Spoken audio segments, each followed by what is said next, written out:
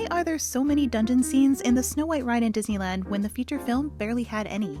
Well, there's a reason for that, and it all has to do with Prince Florian. Now, in Snow White, the prince only has a little over 2 minutes worth of screen time, but he was actually planned to have a whole bunch more. Because there was a deleted scene where the queen proposed to Prince Florian, and when he refused, she was so furious that she chained him up in her dungeon. Now, Prince Florian had a lot of time on his hands down here in the dungeon, and when the queen, disguised as a witch, wasn't torturing him, she used her magical powers to make the skeletons come to life and even do a little dance for her, like the skeleton dance from 1929. And of course, skeletons used to be people too, so Prince Florian was introduced to one that was named Oswald, like Oswald the Lucky Rabbit. Though the prince in the dungeon concept got scrapped from Snow White, it did make it into Sleeping Beauty a few years later.